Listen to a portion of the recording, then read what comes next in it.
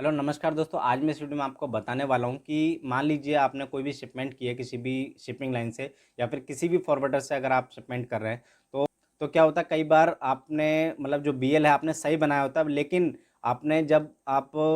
मतलब बीएल आपने करा लिया उसके बाद आपको उसमें आपको गलती नज़र आती है बीएल रिलीज़ कराने के बाद। ओरिजिनल बीएल आपने रिलीज़ करा लिया उसके बाद उसमें मान लीजिए कंसाइनी बोलता है इसमें या कंटेनर सील नंबर गलत है, चाहे कुछ भी उसमें आपको ऐसा जो चेंजेस कराना बहुत ज़रूरी है और ऐसी गलती आपने नहीं पकड़ पाई और बीएल रिलीज़ करने के बाद आप गलती पकड़ पा रहे हैं, तो उस कंडीशन में आपको क्या करना पड़ेगा, जो आप उस बीएल को आप ठीक करा लें। ठीक है, मान लीजिए आपने जो बीएल है, दोनों तरीके बताऊंगा। अगर आपके पास बीएल है अभी, ठीक है, मान लीजिए कोई भी शिपमेंट जा रही है और उसका बीएल आपने अभी कंसाइनी को नहीं भेजा है, ठीक है, या फिर आपने अपना जो एक्सपोर्टर है उसको नहीं दिया है, तो उस कंडीशन में क्या करना है, अगर और बीएल आपने कंसाइनी को भेज दिया तो उस कंडीशन में क्या करना है। ठीक है, तो सबसे पहले जो कंडीशन है वो हम लोग देख लेते हैं कि अगर आपके पास बीएल है तो ठीक है। तो मान लीजिए आपने वो करेक्शन है आपके जो कंसाइनी आप बोलिए कि इसमें आपको भी अगर आपको दिख जाती है कि उसमें ये करेक्शन है, सील नंबर गलत है या कंटेन नंबर का कोई डिजिट मिस्टेक है या फिर पैकेजेस में कोई मिस्टेक है, तो उसमें क्या करना है। आपके पास बीएल है तो आप तो उसको हैंडओवर करा के वापस री रिलीज़ के लिए रिक्वेस्ट डाल सकते हैं और उसका अमेंडमेंट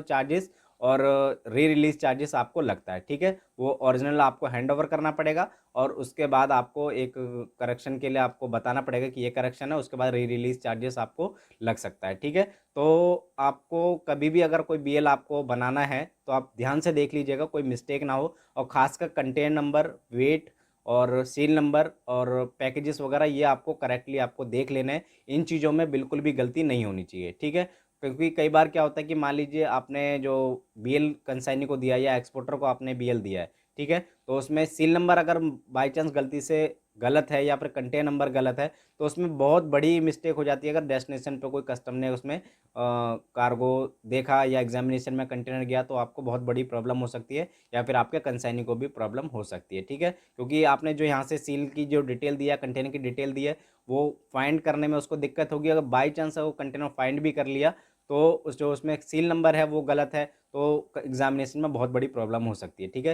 तो ये तो बात हुई आपके पास अगर बीएल खुद अभी है तो। और मान लीजिए अगर एक्सपोर्टर के पास अगर सॉरी एक्सपोर्टर या फिर कंसाइनी के पास डेस्टिनेशन पे बीएल पहुंच गया और उसके बाद कंसाइनी ने भी देखा है कि मेरे पास जो बीएल आया वो गलत है और सील नंबर है उसमें भी गलत है, ठीक है, तो उस कंडीशन में आपको क्या करना है, उसमें जो आपका कंसाइनी है आपको यहाँ पे आपको जो जिस भी शिपिंग लाइन से आपने बुकिंग ली है आपको उसको रिक्वेस्ट करना है कि वो डेस्टिनेशन पे वो बीएल आपको हैंडओवर करना पड़ेगा आपके कंसाइनी के थ्रू। ठीक है, कंसाइनी जो उसका एजेंट है, शिपिंग लाइन का जो एजेंट है, आपका कंसाइनी उसको बीएल हैंडओवर करेगा और उसके बाद वहाँ पे डेस्टिनेशन रिलीज बीएल होगा। ठीक है, डेस्टिनेशन पे ही दोबारा रिलीज होगा बीएल और आपको वो बीएल मिलेगा। वहाँ पे अमेंडमेंट चार्जेस जो लगता है वो आपको लगेगा और जैसे ही आपका जो अमेंडमेंट चार्जेस यहाँ लगता है वो चार्जेस वहाँ पे भी लगेगा। ठीक है, तो ये इस कंडीशन में अब दोनों कंडीशन का मैंने आपको बता दिया है। तो जैसे अगर आपके पास खुद के पास बीएल है तो अभी आप यहाँ ओरिजिन पोर्ट्स पे आप अमेंड करा सकते हैं रिलीज चार्जेस पे करके